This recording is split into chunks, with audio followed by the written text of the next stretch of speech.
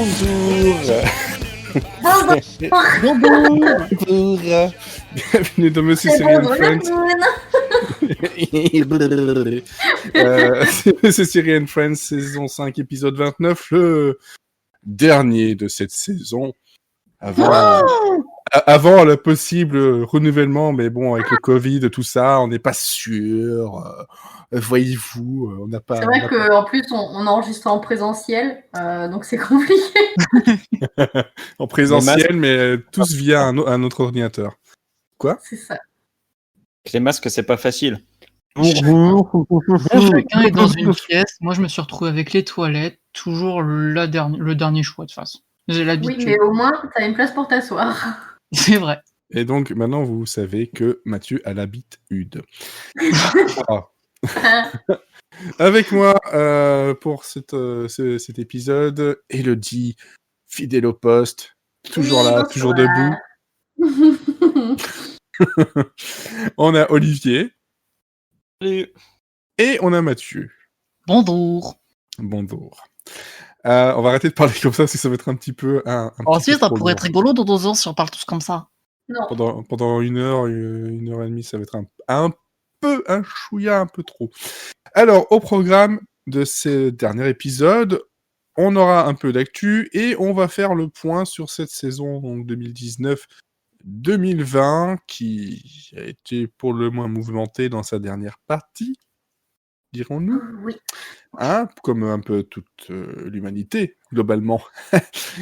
Parce que bon, les séries, qu'est-ce que c'est ? C'est rien du tout, c'est pas très grave, c'est pas très important, c'est des choses plus importantes que ça, voyez-vous. Mais bon, le divertissement, c'est bien. Réfléchir pour aussi. les gens qui font les séries. Et pour les gens qui travaillent dans le milieu, c'est aussi très bien quand il y a du travail. Bon, je vais lancer, vous entendrez pas le petit générique, mais je vais lancer le générique directement pour les actus, laisser la parole à Mathieu, comme ça, hop, on a fait ça, comme toute la saison, en fait. Alors...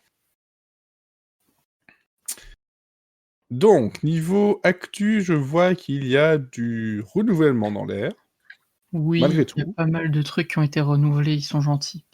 Alors, Ouais. notamment chez Netflix, il y a The Kominsky Method qui est renouvelé pour une saison 3. Mhm. Ozark pour une saison 4 qui sera la dernière.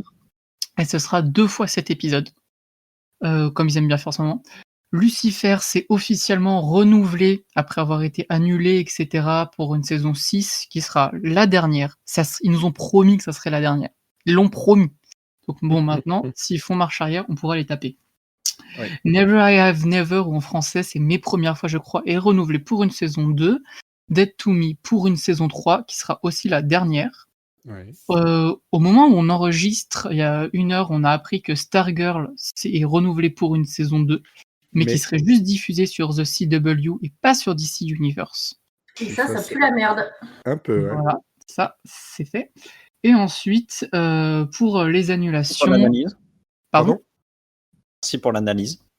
Non, mais bon, globalement, en fait, là, pour préciser un peu plus, la crainte vient quand même du fait que on espère qu'il n'y aura pas trop de coupes dans le budget, qu'ils vont pas faire du nivelage par le bas comme ils peuvent le faire sur certaines séries DC qu'ils ont déjà sur la chaîne par rapport à ce que propose quand même Stargirl qui a de très bonnes critiques jusque-là. C'était très bien. Et en plus, j'ai promis sur Twitter qu'il n'y aurait pas de crossover Stargirl avec le reste du DCW. Alors j'aimerais bien qu'on me laisse raison.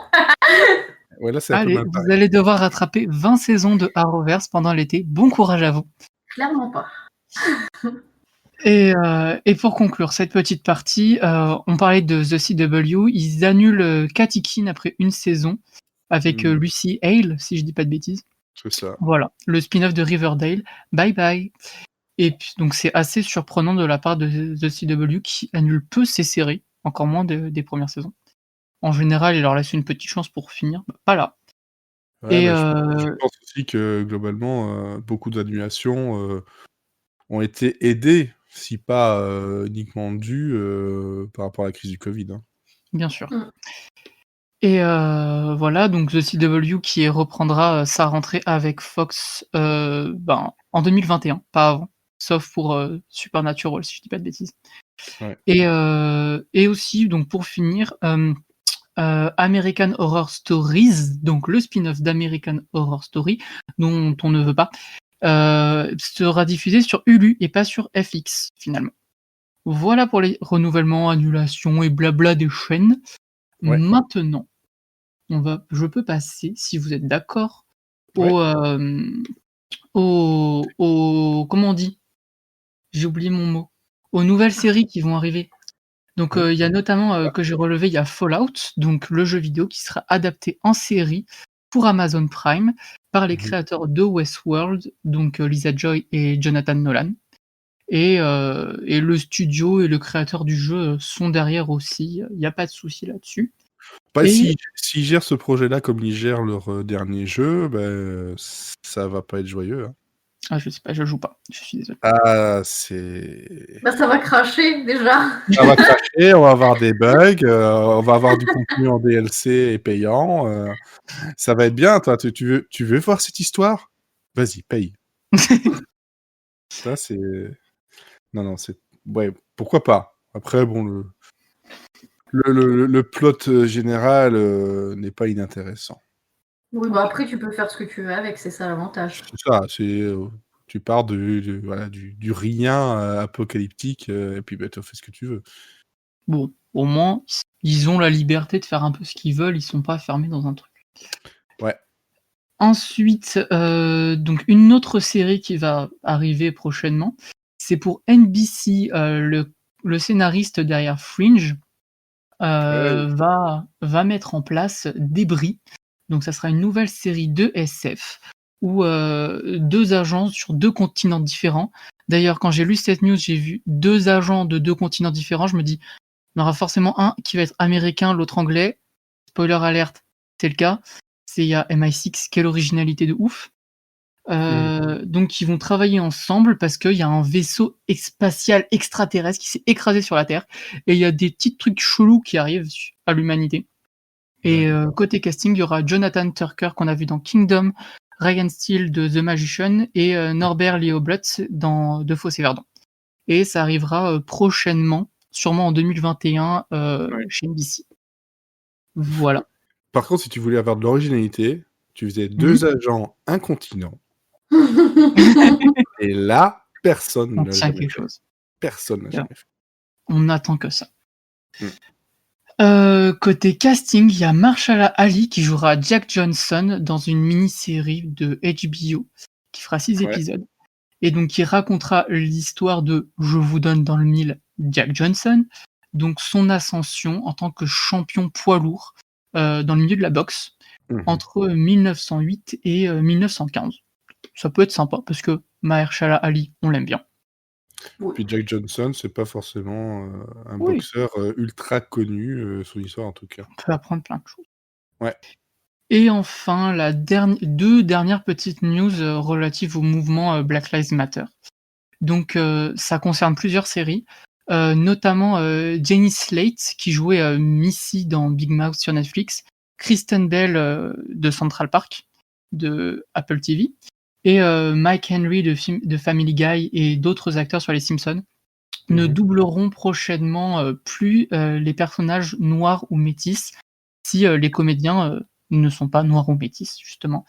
Et cette news nous vient la plupart du temps des acteurs qui ont dit qu'avec avec les studios, les créateurs des séries et leur consentement, ils arrêteront de faire ça, même s'ils pourront, par exemple, pour Kristen Bell, être derrière une autre voix de la série, parce que par exemple, Kristen Bell sur Central Park est là dès le début du projet.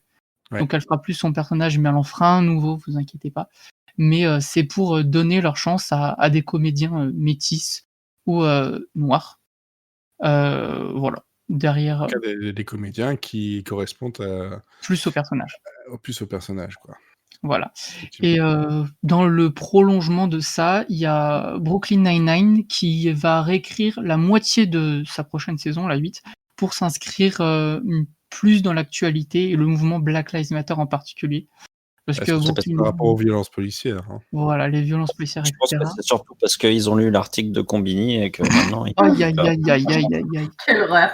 Je voulais pas en parler, mais oh là là. Mais vas-y, parle-en, parce que je sais pas Vas-y. si tout le monde... Non, vas-y, toi. Alors, vas-y. Donc, en fait, il y a Delphine Rivet, qui est une journaliste série, Qu'on avait reçu ici, oui. qui a sorti un article sur Brooklyn Nine-Nine, qui a beaucoup fait parler de lui cette semaine, pour Combini. Donc, en fait, ce qui fait un peu grincer des dents, c'est que Combini peut sortir des articles vraiment super bien sur, par exemple, la semaine dernière, ils avaient fait les représentations bisexuelles depuis le début des séries à maintenant et qu'ils avaient dressé un portrait vraiment très intéressant, complet et qui posait de bonnes questions. Là, j'ai plus exactement le titre de l'article en tête, mais c'était quelque chose comme peut-on encore regarder Brooklyn Nine-Nine? Peut-on encore aimer Brooklyn Nine-Nine? Et donc, je ne sais pas si ça valait le torrent de haine qu'elle a pris parce qu'il y a eu des milliers de retweets. Mais par contre, en termes de raisonnement, il y a vraiment un énorme problème. Parce que on n'a pas des masses de temps, donc je vais essayer de simplifier un peu ce qu'elle dit, même si elle développe pas beaucoup. En gros, elle dit que c'est une série qui se passe à New York, qui s'inscrit dans l'actualité, dans la vraie vie, et de voir ces flics super moraux, etc., qui pensent plus à faire des compétitions du meilleur casse d'Halloween que vraiment de faire leur boulot, c'est plus ce qu'il faudrait à la télévision. Et puis voilà quoi, que c'est pas des bonnes représentations et qu'il faudrait. En fait, elle reproche à la série de ne pas être assez proche de la réalité du terrain, alors que c'est une comédie. Mais sauf que ce qu'il faut rappeler, c'est que c'est une série, que c'est super important d'être conscient du contexte dans lequel tu diffuses ton œuvre, je trouve. Ce que Brooklyn Nine-Nine fait depuis le début à travers un casting hyper diversifié, très inclusif, que les acteurs de la série, dès le début du mouvement, ont fait des dons aux associations, et en plus que la série va réécrire sa saison pour mieux coller à l'actualité. Si c'est pas normal qu'on dise qu'il faudrait arrêter cette série parce qu'elle s'inscrit pas dans la réalité. Une série, c'est pas la réalité. Une série, c'est une fiction avant tout. Et même si c'est important d'être conscient de son contexte pour pas qu'elle soit dangereuse, Brooklyn Nine-Nine, je pense qu'à part Brooklyn Nine-Nine, elle a des problèmes de représentation, par exemple, je trouve, de grossophobie. Mais ce problème-là, et par rapport à d'autres séries, c'est vraiment... Mais Brooklyn Nine-Nine, c'est une série de positivité, de diversité. C'est un message d'acceptation de l'autre. Et cet article-là, c'était vraiment... Mais c'était n'importe quoi. Du début à la fin, ça avait aucun sens. Ça a soulevé des problématiques intéressantes. Mais le traitement qui en était fait et les recherches derrière étaient vraiment, vraiment très, très maladroites. Voilà, pour ce que j'en pense personnellement. Ok, très bien. Voilà, donc ça, c'est ce qui termine donc les actus de ce dernier épisode. On va donc passer maintenant à une petite discussion sur cette saison et sur nous-mêmes. Et vous, peut-être, en tant que sérivore, sériephile, sérigraphe, sérigolo, séridé, mais c'est pas grave, et ce genre de choses. On est quand même pas très originaux dans les pseudos.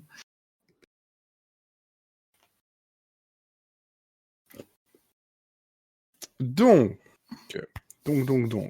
cette saison commencée, voilà, on va dire septembre 2019, qui normalement c'est... Est-ce que vraiment elle s'est terminée?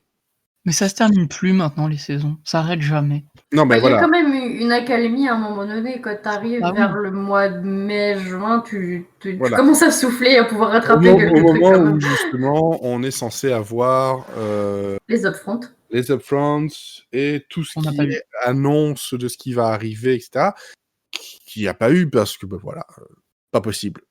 Covid, tout ça, machin, pas possible. Il n'y avait rien à montrer.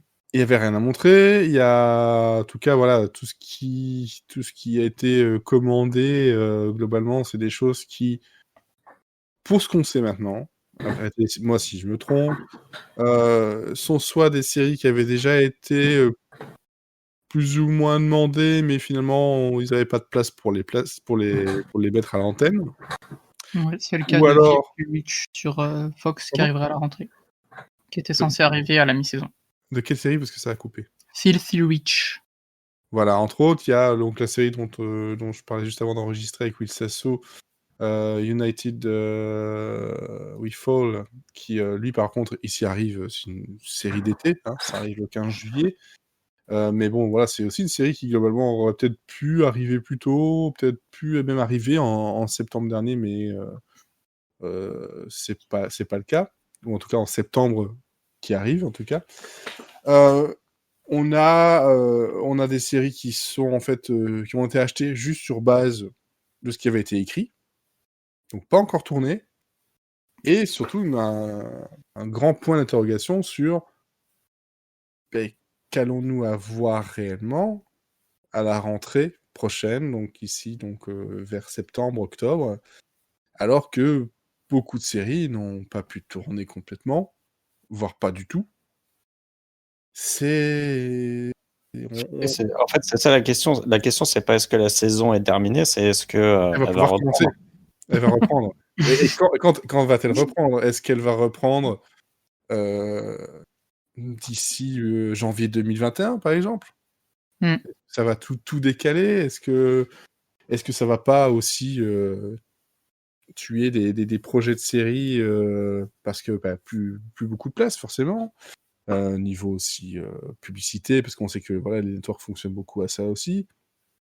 Alors, c'est marrant parce que ça a été vraiment moi j'ai participé au festival Série cette semaine. Alors je peux parler qu'au niveau européen puisque le festival se passe qu'au niveau européen. Ouais. Et en tout cas, la question qui revenait un peu tout le temps au niveau quand j'interviewais des chefs de chaîne de la télé européenne, c'était évidemment est-ce que va y avoir beaucoup de séries qui vont finalement pas se faire ou est-ce que les séries ne vont pas revenir?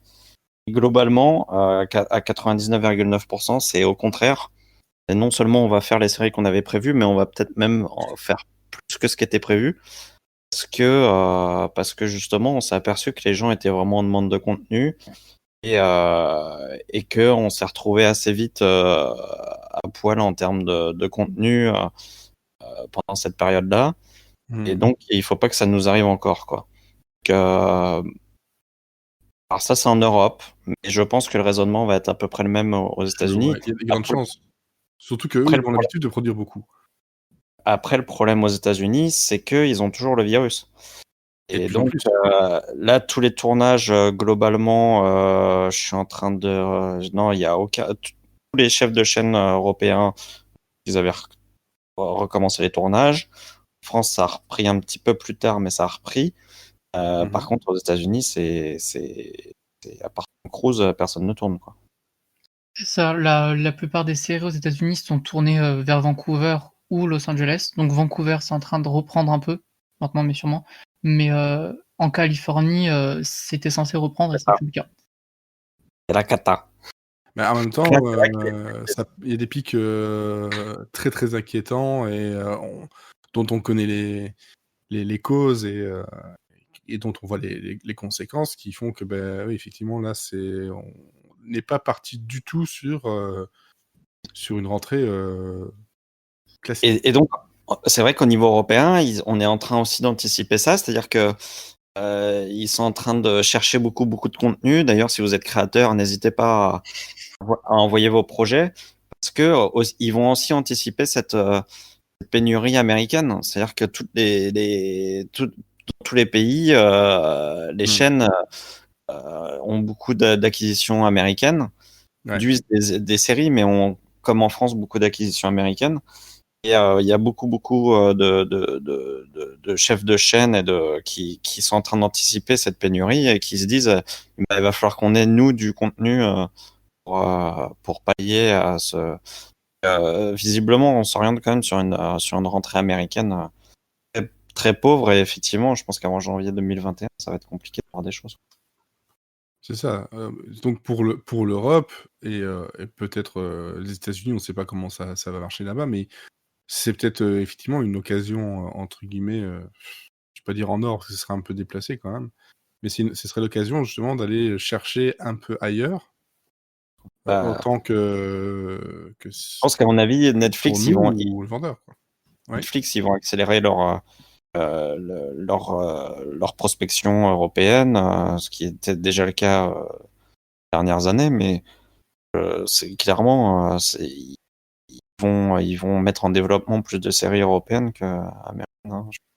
Ce qu'on peut espérer, c'est que des projets qui, en temps normal, entre guillemets, n'auraient pas été retenus, là, le seront. Et on verrait des choses nouvelles que Netflix pourrait nous proposer ou des chaînes françaises, parce que pour ma part, je suis vraiment pas satisfait depuis 2-3 ans par ce qu'on me propose actuellement. Le problème des chaînes françaises, moi, là, tout ce que j'ai dit là, c'est des chaînes européennes. Les chaînes françaises, je suis pas sûr que ce soit le même délire. C'est un peu le problème, c'est que on est toujours un petit peu en parallèle des autres pays européens. Et c'est vrai que c'est un peu. Je pense pas qu'on puisse extrapoler ce que moi j'ai entendu au niveau européen à la France. Mais surtout que, alors je dis peut-être une connerie, mais j'ai l'impression qu'en France, on a beaucoup moins de production originale que niveau série, du moins sur les chaînes. Je pense qu'effectivement, alors je me trompe peut-être parce que, alors pour le coup, j'ai pas beaucoup de témoignages français. C'est que au contraire, beaucoup en France, on se rétracte un peu, quoi. Il y a beaucoup plus de doutes, il y a beaucoup plus de tous les créateurs français que j'ai pu côtoyer ces derniers temps sont un peu dans le doute en fait. Pas eu de gens qui me disaient ouais c'est bon, c'est confirmé, je vais faire mon truc. Tout le monde navigue un peu à vue en France. Donc, je suis pas sûr que les stratégies sont encore très point au niveau français. Donc, pour le côté côté belge, fin juin, la RTBF a lancé son nouveau projet qui s'appelle la Belgian Murder Academy. Ça sonne bien. Et ça sonne bien, et surtout ça s'annonce pas mal du tout. C'est une formation en fait à l'écriture scénaristique de séries policières. Qui devrait donc se tenir de septembre donc de cette année jusqu'à janvier 2021, où c'est ouvert un peu à tout le monde. Hein, il y a des candidatures, il y a des entretiens à passer, voilà, mais pendant toutes ces formations-là, les personnes, voilà, les étudiants, on va dire ça comme ça, vont en fait former des équipes, des binômes qui vont devoir écrire une espèce de bible et un pilote d'une série. Et dans la phase 2, ils vont devoir déposer et vendre en fait cette série-là pour qu'en fait, voilà, il y ait des projets retenus pour faire une production de 6 épisodes de 52 minutes pour une ou plusieurs séries. En tout cas, ça, c'est encore à définir selon ce qui va se passer là-dedans. Mais voilà, globalement, je pense, c'est aussi une façon de répondre à voilà, la Belgique a quand même sorti quelques séries policières qui, niveau mondial, se sont bien vendues, ont eu de bons retours. Autant foncer là-dedans un peu plus, et avec l'aide justement voilà, du Centre Cinéma Audiovisuel et les fonds séries belges de la RTBF qui justement continue dans cette direction-là. Et c'est pas mal intéressant. Et je pense vraiment que ça a été accéléré par rapport à la crise du Covid et le fait qu'on ait besoin de contenu. Merci la RTBF. On verra ce que ça donne à la fin. Mais bon, dernièrement, la RTBF, niveau série policière, on va pas cracher dessus. Hein. Non, puis c'est une super initiative quand même. Ouais, donc c'est super d'être ouvert à tout le monde. Bon, forcément, après, tout le monde n'y passera pas parce que je pense que il va y avoir des sélections assez fortes pour pas que n'importe qui s'y retrouve et se lance sans avoir une base de connaissances en écriture au moins. Donc, Ouais, non, mais c'est bien parce que surtout, alors autant en Europe, ça se fait quelquefois, enfin, d'avoir des formations de ce style, même si la plupart du temps c'est par des organismes privés ou par des écoles. Mais j'ai l'impression que les États-Unis, ils sont un peu plus dans ce genre-là, à lancer des Bon. cannes à pêche à des nouveaux créateurs. C'est comme ça qu'on avait découvert Mark Cherry et tout. C'était Warner qui avait fait des sessions comme ça et c'est hyper intéressant et c'est cool si ça peut se développer sur des chaînes nationales. Ça peut faire découvrir aussi de nouveaux créateurs qui n'avaient pas forcément les moyens de se lancer parce que c'est compliqué quand on n'a pas les relations ou les connaissances sur un chemin. OCS qui a créé ça en France. Ils ont un partenariat avec la FEMIS. La FEMIS a ouvert une section écriture de scénario de série. Et donc OCS est partenaire et les élèves qui sortent de là créent des projets et OCS en finance certains. Ce qui a créé HP, ce qui a créé Irresponsable, je crois. Oui, c'est le cas.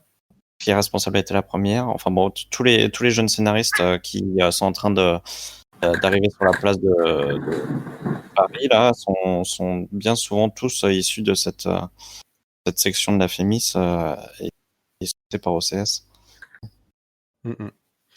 Par contre, je tenais aussi à préciser un truc par rapport à cette formation, c'est l'entrée est gratuite. Par contre, c'est bien. Pardon? Par contre, c'est bien. C'est gratuit, mais en plus, chaque équipe qui aura été formée, enfin en tout cas créée pour la formation, touchera jusqu'à 20 000 € par tranche, voilà, au scénariste, s'il respecte effectivement toutes les règles, niveau présence obligatoire, etc., des livrables, voilà. Donc en gros, c'est une formation, en plus de ça, tu es payé. Donc Mais c'est trop bien. C'est pas inintéressant, mais je pense qu'il va y avoir évidemment beaucoup de candidatures et très peu de personnes derrière. Mais bon, c'est quelque chose de très très très sérieux et Ça veut dire qu'il y a une vraie demande de contenu. ouais. Et surtout, ils s'attendent à ce que ce qui sera créé là finisse par rapporter suffisamment pour couvrir cette somme, quoi. Mais je pense qu'il y a une vraie demande de contenu et je pense que chaque chaîne a sa partie télé, mais a sa plateforme, a sa propre plateforme. Et c'est vrai que maintenant, il n'y a pas que les Américains qui vont avoir beaucoup de contenu. Je pense qu'en Europe, ça va un peu exploser. Ouais. Et je trouve que c'est bien, et je trouve que la façon dont c'est amené, ça ressemble à un espèce de mélange entre l'école anglaise et l'école américaine, justement, de l'écriture. Côté voilà, scénariste un peu showrunner, je trouve ça assez sympa que ce soit pensé comme ça et pas un truc un peu bâtard où on se dit oh là là, ça va être, ça risque d'être une catastrophe. Mais bon, voilà. Donc en gros, ça c'est le premier point, c'est qu'on se retrouve dans une situation un peu floue, même très très floue sur ce. De quoi va-t-on parler, nous aussi, à partir de. Oh putain, on va se retrouver au chômage, quoi. Oh là là, Ah comme si non, on était payé derrière. Je vous rappelle qu'il y a des séries. Oui, tu disais. On parlera des séries de Tchèques. De toute façon, voilà. Ou on peut parler de Chuck. Et on pourra parler de Chuck, on pourra. Très bonne comédie en République tchèque. Ouais, vraiment. Ils en ont fait une en confinement où ils ont créé un masque spécial pour que les acteurs puissent parler masqués, mais qu'on puisse voir leur visage, quoi. D'accord.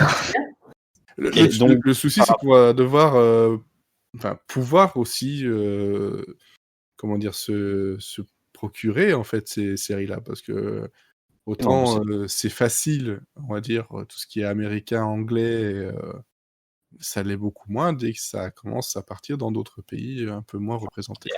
Et bien, nous allons devoir faire une espèce de colonie de vacances où on partira tous dans le pays. Non, mais je pense effectivement pour la saison 6 de Monsieur Syrian Friends, c'est peut-être intéressant aussi, on le fait déjà un peu, mais peut-être pas suffisamment, d'aller un peu chercher ailleurs. On verra comment ça se... De toute façon, on s'adaptera. On a des vieilles séries cultes qu'on n'a jamais traitées ou très peu dans le podcast. On a des trucs un peu bizarres que j'ai sous le coude. On a des sujets à débat, on a des choses... Pourquoi pas? On pourra peut-être même, à la limite, se lancer dans Monsieur Série écrit sa série pendant toute une saison. Voilà. Pourquoi pas? Pourquoi pas? En direct, voilà, enregistré. On parle pas d'actu, on parlera de ce qu'on veut faire. Ouais, tout est possible. De toute façon, au bout de 5 ans, presque, voilà, 5 ans de podcast, c'est toujours intéressant d'un peu se réinventer, de chercher un peu de fraîcheur. Alors, par contre, on va aussi passer sur un côté un peu... Bon, il y a eu des séries quand même, il y a des choses qui sont arrivées. Un petit rapide top flop, hein, comme ça, de tête, et c'est là où on se rend compte que finalement, on se souvient de rien. Si, moi, j'ai préparé. J'ai pris Voilà. le TV Time, j'ai sorti, j'ai fait, allez, on y va. Vas-y, sors ton TV Time, et Alors, on va dire ça 3 va être de l'aléatoire. C'est pas noté dans un ordre précis, c'est juste qu'est-ce que je vois qui m'a marqué ou que j'ai bien aimé. Alors, en termes de top des retours qu'on a eu, série française Irresponsable et Bracelets Rouges, vous êtes toujours là, on vous aime. Même si vous vous êtes sûrement terminé, en tout cas pour Irresponsable, vous étiez très cool. Les séries de France TV / aussi, merci d'exister parce que M6, France TV, Canal et TF1, vous s'en foutez pas une à côté. Donc merci d'être là. Et du côté américain, qu'est-ce que je retiens? Attention, des grosses surprises. Si vous avez écouté la saison, non, c'est faux. 911, This Is Us, La Bande à Picsou, Shira, Harley Quinn, et puis How to Get Away with Murder, et même Modern Family, j'ose le mettre, parce que vous avez eu de très belles fins toutes les deux. Donc pas mal d'animations. Et en top nouveauté, 911 Lone Star, Zoé Extraordinary Playlist forcément, et Evil. Et je rajoute forcément 2 petites. Why Woman Kill. Je t'attends, saison 2, je t'attends, viens à moi. Et His Dark Materials, donc j'ai très mal parlé dans le podcast, c'était incompréhensible, mais vraiment, je vous conseille de foncer la voir. Voilà. Ça nous arrive de faire des choses incompréhensibles. Oui, souvent, mais vous avez l'habitude maintenant, c'est pas grave. Mais ça, c'est l'alcool. C'est ça. Voilà, on est à l'eau, donc si avec de l'eau, je dis n'importe quoi. C'est que... J'ai une eau pétillante qui s'appelle la Lef. Elle a un petit arrière-goût d'ailleurs. Il y a un petit sirop de houblon qui va avec, c'est pas mal. C'est pas mal. Et puis, est-ce que je fais les flops ou pas? Est-ce qu'on veut vraiment parler des flops, les tortures? Ouais, globalement, est-ce qu'il y a au moins un truc là-dedans qui... Peut-être tu en attendais quelque chose et finalement... Ah oui, il y en a, oui. Alors, c'est pas un gros flop, il y a 2 demi-flops. Ouais, il y a Killing Eve, qui est une de mes séries préférées, qui la saison 3 m'a perdu. Ah ouais, j'ai bien aimé, mais j'ai trouvé ça divertissant, mais je retournais, c'était pas je me levais la nuit pour aller le voir. Cette saison, enfin moi déjà j'étais pas hyper fan de la série, mais alors là cette saison ça n'avait aucun sens. Je sais toujours pas ce qu'ils ont voulu dire en fait. À la fin j'ai compris et je l'ai revu et j'ai compris où est-ce qu'ils voulaient aller, mais c'est juste que ça tournait en rond pendant. Ils essayaient juste de retomber sur leurs pieds. C'est bien rattrapé à la fin et j'espère que la saison 4 va revenir au sommet. Moi je comprends pas qu'on puisse faire une saison comme ça quoi. Enfin, après, je la défendrai quand même, tu vois, parce que bon, je suis pas du tout objectif comme personne, vous le savez bien, donc je défendrai Killing Eve même si c'est de la merde jusqu'au bout. Après, qu'est-ce qui était bif bof? Westworld saison 3, on va pas en parler, c'était un calvaire du début à la fin. Je comprends pas, je reconnais pas Westworld, c'était chiant à mourir. Heureusement que... Il y a eu de bons épisodes. Quoi? Pardon? Ouais, il y a eu il y a 2 épisodes que j'ai trouvé extraordinaires. Oui, voilà, le 3, et puis sinon... Avec des 3 et 4, ou je sais plus. Il y avait Fendi Newton, heureusement qu'elle était là, et j'ai oublié son nom. Pourquoi j'oublie? Tessa Thompson, heureusement qu'elle était là, elle a sauvé la saison, mais sinon c'était atroce. Et puis un autre truc qui était vraiment mais totalement loupé, non, j'allais dire Ron, mais Véronica Mars, on l'a dit et redit, c'était cet été, je triche un peu. Mais la saison était vraiment réussie. arrêtez-vous 13 minutes avant la fin, parce que Rob Thomas a fait un choix dégueulasse. Il a justifié ça en disant mais c'est pour après faire un truc merveilleux en saison 5. Bah, ta série elle est annulée, donc ça n'a servi à rien. Donc merci Rob Thomas d'avoir défoncé Véronica Mars qu'on attendait. Voilà, ça c'était le plus gros coup de gueule de l'année. Voilà pour moi. Élodie, de ton côté. Bah, moi, beaucoup plus de top que de flop finalement. Je me suis concentrée uniquement sur les nouveautés parce que si je regarde les saisons suivantes, bah, je peux passer tout le podcast dessus. Donc, dans les nouveautés, je pense que la série qui m'a le plus plu, c'était Breeders, qui m'a fait chialer de ouf, aussi bien de rire que de tristesse. Tu disais quoi, Olivier? Parce que Je confirmais. Je confirme aussi. Il m'en a un peu voulu de lui avoir conseillé la série juste dans l'épisode de chial. Enfin, moi, je n'en ai pas voulu à ce point-là, mais tu me l'as survendu, en fait. Oh non. Oui, ben après, moi j'ai adoré, mais c'est vrai que c'est le genre de série qui de toute façon plaira pas à tout le monde. C'est soit t'adores, soit ça va pas te parler et tu vas pas accrocher à l'humour en fait. Donc. Bah ouais, mais en tant que parent, ça me stressait plus qu'autre chose. Donc.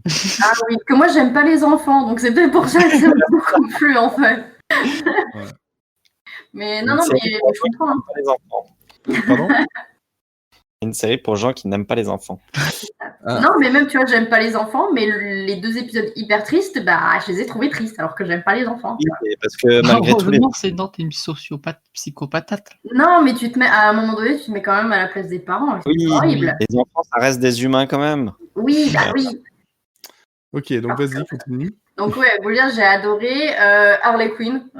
Ah bah oui, voilà. C'est la meilleure série animée de cette année. Voilà, je pense qu'on ne pourra pas faire mieux pour le personnage qui a quand même... Nouveauté, alors. Oui, nouveauté aussi. Non, c'est vraiment bien, ça continue à être bien, mais pareil, c'est du passe du rire aux larmes, c'est incroyable, et vraiment... Est-ce qu'on pensait pleurer devant Harley Quinn? Vraiment? Mais clairement pas. Moi, je pensais être très déçue parce que Harley Quinn, ces dernières années, en comics, elle a pris cher. C'était nul. Et là, en fait, on me dit, en fait, tu vois, Penny dans Big Bang Theory, c'est elle qui va le faire. Ah bon, ok. En fait, c'était trop bien. Et du coup, je pense que déjà, le fait que je m'y attende pas, ça a rajouté au fait que j'ai beaucoup aimé parce que la surprise a fait que. Mais en plus, c'est une série qui est très actuelle, qui est très inclusive et qui est très intelligente. C'est pas juste du beat'em all et du sang partout et des tripes et ça va être fun. C'est qu'il y a vraiment un fond social dedans que j'aime beaucoup. Donc regardez-le, c'est très bien. Même en termes, juste, je te coupe des os, mais pour la construction des saisons, enfin il y a 2 petites saisons de 13 épisodes, est fou quoi. Vraiment, je me suis fait surprendre. Hein. Ah oui, mais en plus ça passe très vite. Mais franchement, les épisodes tu les vois pas passer et t'as toujours un moment hyper dark ou hyper triste et pouf générique. Ah mais non, vous pouvez pas nous laisser comme ça. C'est hyper intelligent. Autre série que j'ai beaucoup aimée, c'est I Know This Much Is True, et ça c'est bien parce que c'est une mini-saison, enfin une mini-série, donc il n'y a qu'une saison, et donc ça ne vous prendra pas trop de temps à regarder. Si vous voulez savoir de quoi ça parle, vous regardez, vous écoutez les je sais plus combien d'épisodes précédents, j'en ai parlé. C'était vraiment... En fait, je suis en train de me rendre compte que je parle que de séries qui m'ont fait chialer sa race. Mais, tu avais besoin de pleurer. C'était dur, hein. Dans ce moment-là, c'est trop pour moi. Là. Il y a un moment donné où... Ouais, non, je pense que c'est la série la plus éprouvante que j'ai regardée. Faut mettre sous coffre tout ce qui est flingue, corde, médicaments et tout en le regardant, parce que sinon on finit pas l'épisode, quoi, on meurt. Ah oui, faut regarder une bonne sitcom juste après pour digérer, parce que c'est dur. Et du coup, ça c'était les trucs assez récents finalement. Et du coup, j'ai remonté un petit peu dans le temps pour voir, mais finalement, depuis la rentrée, qu'est-ce qui m'a bien plu. Niveau vraiment rentrée, pas grand-chose. Finalement, pas grand-chose n'est vraiment resté dans ma mémoire. Dans le un peu plus ancien qui m'avait vraiment marqué, c'était Primal, la série animée qui passait sur Adult Swim.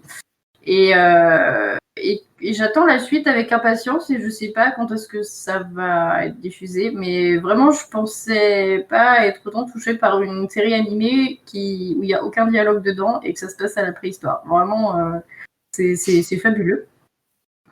Et la dernière qui m'a vraiment foutu une claque dans la gueule, mais j'en attendais pas moins, c'était Watchmen en fait. Parce que dire de plus? Enfin, c'est Watchmen quoi. C'était juste parfait. Et j'espère qu'ils feront jamais de suite en fait. C'était juste parfait comme ça, faut pas y retoucher, sinon ça va tout gâcher. Je crois que c'est pas prévu. Non, mais je me méfie maintenant. Ouais, on faut se méfier. Ouais. Je veux dire, X-Files est bien revenu. Donc voilà, ça c'était pour les tops et pour les flops. Outre les nouveautés qui m'ont fait ni chaud ni froid et que j'ai laissé de côté, j'ai plutôt choisi 2 séries que j'ai regardées mais qui m'avaient hyper emballée au début pour finalement me dire oh bof. La première c'est Avenue 5 qui était très prometteuse dès le départ, j'ai vraiment adoré et plus les épisodes passaient et plus je me disais en fait ça tourne vite en rond, les personnages sont de plus en plus énervants parce qu'ils apportent rien de nouveau à chaque épisode, ils restent sur leurs acquis. Et vraiment, en fait, je pense que la saison était trop longue, ils n'avaient pas assez à raconter. Donc, on voyait que ça rallongeait la sauce pour pas grand-chose, à chaque fois ça ramait, quoi. Et la deuxième, je sais que je vais me faire hurler dessus, mais tant pis, c'est The Mandalorian. Non, vas-y, c'était nul. C'était chiant. Oui, mais c'est ça, c'est que en fait, je trouvais ça paresseux dans la narration. C'est-à-dire que c'est très beau. Techniquement, ils ont fait des choses incroyables.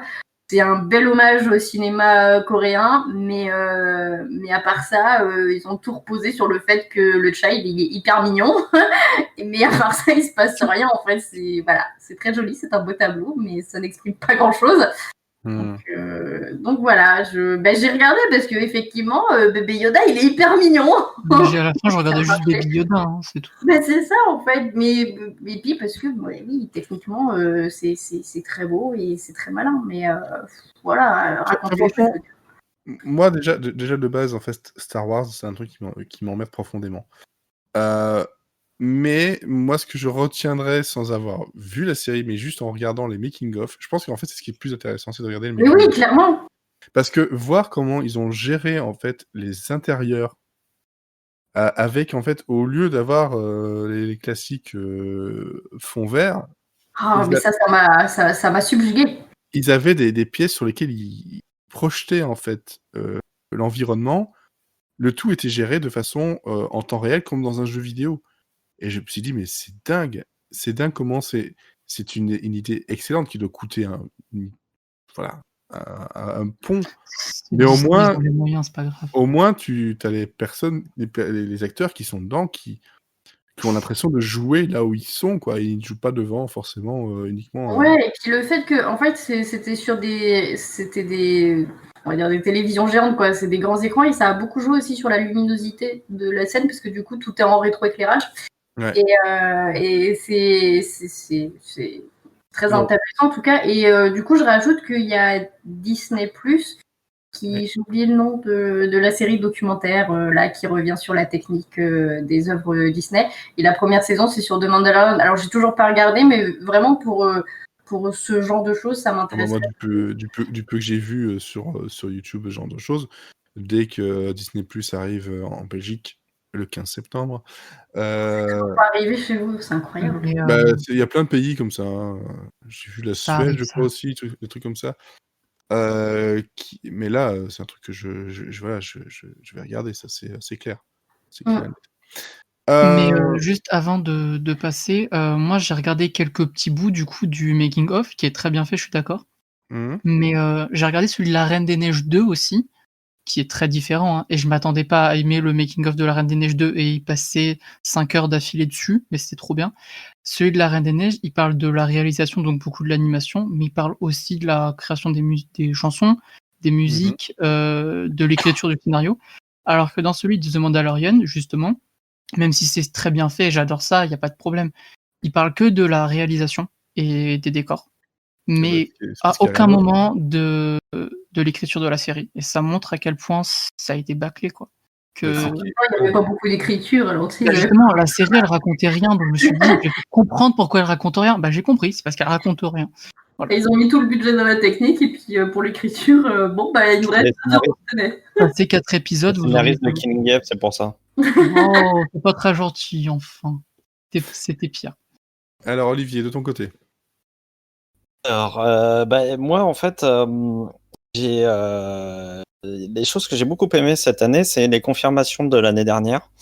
Je trouvais qu'on avait eu une belle année série l'année dernière et il y a pas mal de séries qui ont confirmé avec leur saison 2 et notamment The New Pop, qui était donc la suite de The Young Pop, cette deuxième saison, je l'ai trouvée encore plus fascinante. Et puis, il y a, pour moi, le top du top, c'est la saison 2 de Succession. Cette série, c'est un pur chef-d'œuvre. Et c'est encore plus féroce que la saison 1. Et c'est un jeu de massacre familial de malade, quoi. Enfin, c'est vraiment, cette série, elle est hyper bien écrite, hyper bien jouée, hyper bien réalisée. C'est comment te faire stresser pour des personnages que tu détestes. Ça veut dire que ça montre à quel point les personnages sont super bien définis, ancrés, parce que tu t'arrives malgré tout, malgré tous leurs défauts, t'arrives à t'identifier à eux. Franchement, en termes d'écriture, c'est une masterclass cette série. Vraiment, je vous le conseille, c'est sur OCS. C'est une série de HBO. Et donc voilà, là, moi, ça a été pour moi mon plus gros plaisir serial de la saison. Il y en a un autre où où j'ai pris un vrai plaisir et qui, pareil, a encore amélioré par rapport à sa saison 1. C'est Kingdom sur Netflix. La saison 1 mettait en place l'intrigue. On sentait qu'il y avait quelque chose de fort qui pouvait arriver. Il y avait un putain de cliffhanger à la fin de la saison. Et souvent, quand il y a un putain de cliffhanger à la fin de la saison, on est déçu au début de la saison 2. Non seulement on n'est pas déçu, mais les attentes, elles sont comblées, mais puissance 1000, quoi. Ça commence super fort et ça s'arrête jamais, le rythme il retombe jamais. J'ai rarement vu une saison 2 qui partait, qui avait un tel rythme et qui répondait à toutes les promesses qu'il avait mis en saison 1. C'est vraiment impressionnant. Franchement, c'est pareil, si vous aimez les séries super bien foutues, allez voir Kingdom. Au niveau européen, j'ai beaucoup aimé la saison 2 de Ride Upon the Storm. Qui était en français, qui était au nom du père, je crois, qui est une série norvégienne sur un pasteur et sa famille Norvège. Et c'est une série qui parle de la famille, qui parle de la foi, qui euh, parle du deuil, qui parle et tout ça avec beaucoup d'intelligence. On aime vraiment tous les personnages. Et ça fait du bien, en fait, une série où on a envie d'aimer tous ces personnages. Et c'est des personnages qui ont plein de défauts, aussi beaucoup de qualités, et on a vraiment envie d'être avec eux. Et enfin, en termes de ce que j'ai aimé en animation, c'est la saison 2 de Final Space, qui pareil a vraiment répondu aux promesses de la saison 1. Et n'a pas du tout déçu, a su se renouveler, a su créer des nouvelles choses qui étaient déjà quand même vraiment pas évident vu la qualité de la saison 1, et a su rester à la fois cohérente et à la fois se renouveler. Donc je trouve que pareil, en termes d'écriture, c'est quand même vachement bien foutu, quoi. Et puis il y a Moonbreak. Après, je trouve qu'on a une belle année au niveau des comédies. Ça faisait longtemps que je ne m'étais pas autant marré devant des comédiens, en fait. Je trouve que Brooklyn Nine-Nine a eu une très bonne saison 7, quasiment sans faute. Bien meilleur que la saison... 6. Non. Bien meilleur que la 6. Ah bah, ça, y a pas photo. Hein. C'était pas Et du tout. bien meilleur que. Enfin, ça faisait un petit bout de temps que je les avais pas vus à ce niveau-là quand même. Ouais, Même c'est si vrai. j'avais, à part la 6, j'avais aimé tout ce qu'ils avaient fait, mais là, à ce niveau-là, franchement, là, Non. il y a quasiment rien à acheter, quoi. Ouais.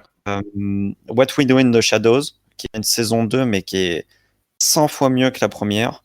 Ah, mais Franchement, ça n'a rien à voir non plus. et elle est très, très, très, très, très bonne, cette saison 2. Des épisodes qui sont, franchement, si ça passait sur Netflix, ça deviendrait culte, quoi. Comment c'est drôle. Il y a Space Force qui, contrairement Ah, à ce que les réseaux sociaux ont dit, m'a bien fait rire et c'est une série surtout auquel je repense souvent et ouais, clairement. qui me et quand j'y repense, je ris encore, donc c'est quand même pas mal.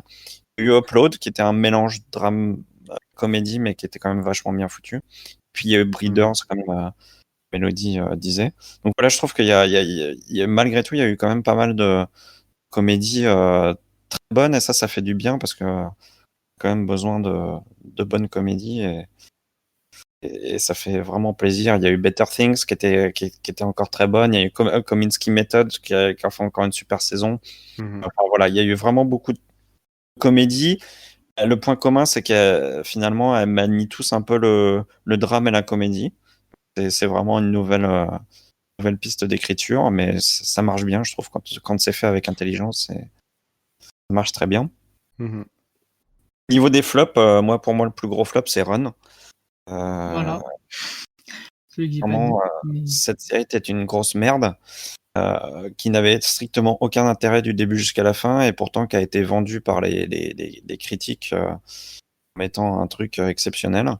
Et j'ai toujours pas compris pourquoi. Je n'ai toujours pas compris l'intérêt de la série. Et je trouve qu'en termes d'écriture, c'est très pauvre. En termes de, c'est faussement intelligent. Et, euh, et je trouve ça presque putassier en fait, comme c'est-à-dire sur un pilote, on te crée un faux suspense, t'étires après sur plusieurs épisodes, et puis pour arriver à rien finalement. Ouais. Donc voilà, vraiment très déçu. Et bon, ça commence à plus m'étonner de la part des créateurs de la série. En fait. Oh comment oses-tu? Ouais, mais parce que en fait, le problème, c'est que c'est le même. C'est en pire, c'est le même. J'ai les mêmes griefs envers cette série-là que envers Killing Eve. C'est-à-dire que le problème, c'est que faire du cool, c'est bien. Dire des choses, c'est mieux en fait. C'est à un moment donné où quand t'as plus rien à raconter, mais que tu veux quand même avoir l'air branché, bah ça m'intéresse pas trop. Et il y a moi mon coup de gueule de l'année, c'est les séries françaises en fait, en dehors de Slash, comme disait, était vraiment très bien. Je trouve que les séries qui sont passées sur les chaînes nationales m'ont à peu près toutes déçu. Pourtant, il y avait en fait tout à l'heure tu disais que ils ne foutent rien. En fait, je pense pas parce qu'il y avait des vraies promesses en fait dans ces séries-là. C'est pour ça que je suis déçu en fait. Parce que d'habitude, ils nous proposent rien, donc je suis pas déçu, je m'en fous.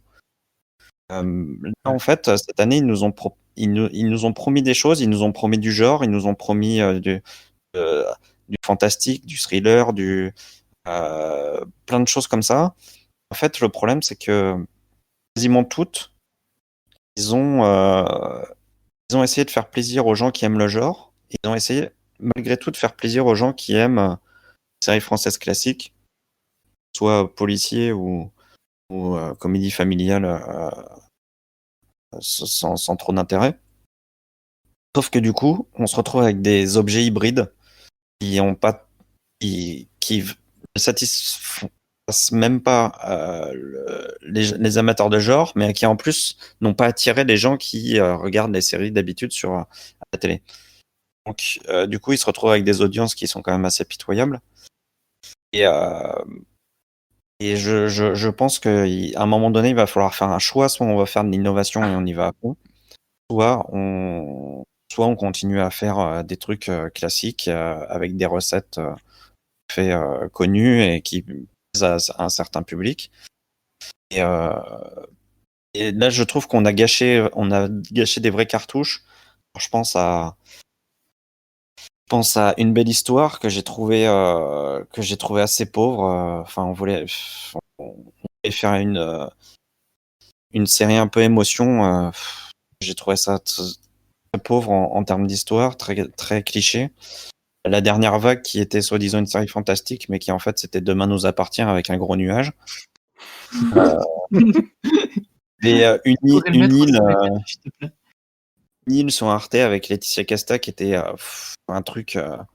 Je comprends même pas que le truc est passé. C'était tellement ridicule que je comprends pas que ça. Sirène par Arte, tu pourrais mettre. Je sais pas ce qui s'est passé. Puis dernièrement, il y a Romance là qui m'a beaucoup déçu, qui était chiante, une vraie promesse au début et qui en fait m'a vraiment pas beaucoup intéressé quoi. Ouais. Donc voilà. En termes de flop, je trouve que ça aurait pu être un top. Et non, en fait, c'est devenu un flop. Et voilà. Et après, le truc, c'est que la réflexion que je me suis fait en faisant ce petit bilan, c'est qu'en fait, il y avait beaucoup. J'avais l'impression d'avoir fait une année série assez. J'avais pas aimé grand chose. En fait, en faisant la liste, je me suis dit, ah bah non, en fait, j'ai aimé beaucoup de choses, sauf que c'est des choses que j'ai oubliées. Et en fait, il y a plein de séries que j'ai aimées, que j'ai trouvées bonnes, voire très bonnes. En fait, il y en a tellement. J'ai tellement vu. Mon cerveau, il a fini par occulter certaines séries et voilà, il y a peut-être une dizaine de séries qui me reviennent en tête comme ça, mais en fait, quand j'ai fait la liste, il y en a énormément. Et je pense qu'on arrive à un niveau de pic télé qui est trop important pour mon cerveau, quoi. Ouais, mais clairement, on peut pas tout gérer et puis surtout, on se rend compte que moi, en tout cas, c'est ce que je me suis rendu compte de cette année surtout, c'est qu'il y avait beaucoup de choses, des choses qui, niveau production ou scénario, tout ça, étaient sympas, mais rien de marquant, Ça. au point de pouvoir les sortir sans aller vérifier ses fiches, quoi, on va dire. Je vais te dire clairement, sans fiche, je prends Succession Kingdom et puis le reste, je suis obligé d'avoir des fiches, quoi. Bah ouais. C'est ça, c'est un peu dommage. Ou alors, je lui jette pas la pierre, hein, je pense que tout le monde l'a fait. Voilà, bêta série ou un TV Showtime, on vérifie. Ah ouais, j'ai vu ça. C'est ça. J'ai retrouvé des trucs que j'ai oubliés. Ouais, ça. Ah oui, c'était cette année. Il y a aussi ce côté-là, toi. C'est genre, on se souvient d'une série, on se dit, mais Pourtant, ça veut pas dire que les séries sont pas bonnes, hein. non, mais c'est juste qu'il y en a trop. Des C'est super clair. séries hein, dans la liste, hein. Mais simplement, je me dis, ah ouais, tiens, c'est vrai que j'ai vu ça. Ouais, des super séries et des séries qui sortent vraiment du lot. Voilà, c'est assez compliqué. Moi, effectivement, il y a des choses que j'ai adorées et d'autres qui, d'un coup, fait ah ouais, c'était cette année-ci. Voilà. Moi, il y a un autre truc que j'ai remarqué, c'est qu'il y a pas mal de choses finalement que j'ai aimées justement en revoyant mon TV Time. Par contre, par exemple, il y a pas mal de quelques séries Netflix que j'ai bien aimées, sans que ça soit des énormes coups de cœur ou bon, des trucs que j'ai pas cités. Pas mal de mini-séries aussi. Mais ce qui m'a manqué, c'est des séries hebdomadaires. Parce que même si je m'appelle Seriesvore, j'aime pas le binge-watching. C'est un mauvais pseudo, je suis désolé, je vous ai menti. Mais et j'ai pas eu cette année. Attends, non. Tu peux être sérivore, comme tu peux être, voilà, je sais pas moi, fan de bouffe, et pour autant ne pas te goinfrer. Oui, mais Seriesvore, ça a une petite connotation goinfree, ce qui n'est pas vraiment le cas chez moi. Mais j'ai pas eu, peut-être à part 2-3 séries, alors qu'il y a 2-3 ans, j'avais au moins 6-7 hebdomadaires par jour, sans déconner. Là, j'en avais 1 voire 2 max. Et après, c'est aussi parce que je sélectionne plus ce que je regarde, mais il y a pas de séries qui m'ont marqué sur l'année entière. Oui, c'est ça en fait. Je pense que en fait les séries elles sont finalement on les regarde sur sur maximum un mois, quoi.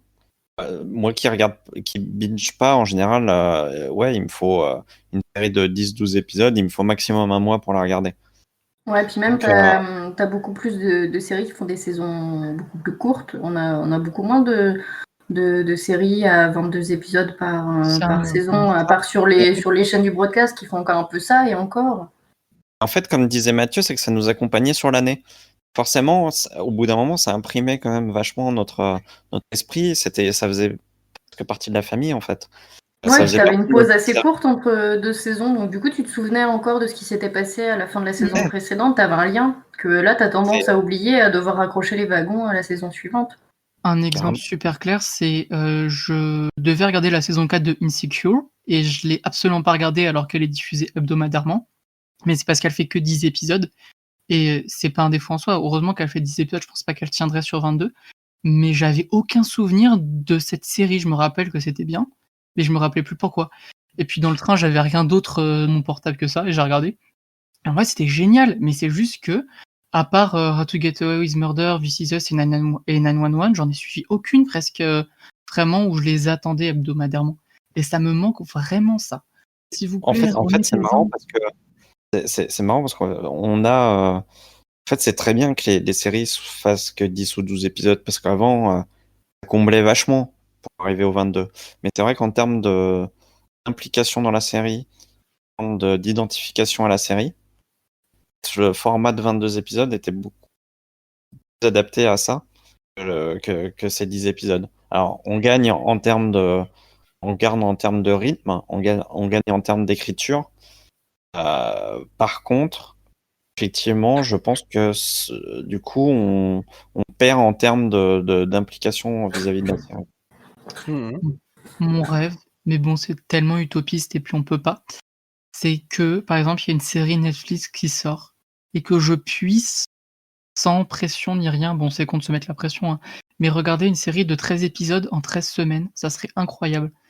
Mais bon, on peut pas parce qu'on fait du podcast, parce qu'on fait des blogs nous, mais même, enfin, avec les réseaux sociaux, etc. 4 jours après, la série t'en parle plus. Mais si je pouvais, et je me dis que peut-être que l'année prochaine je ferais ça, je prendrais 4-5 séries qui commencent en début d'année et je les regarderais vraiment sur la durée, voir si je les apprécie mieux. Et je pense que ça pourrait marcher.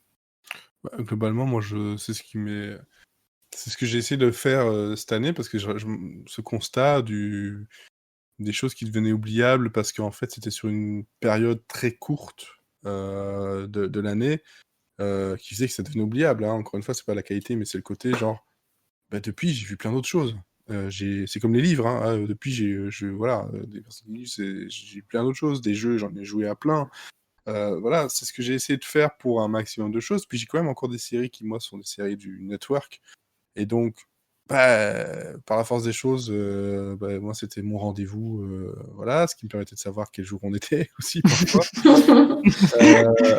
Bah oui, mais c'est con, mais c'est comme ça. C'est vrai. Genre de Top Chef.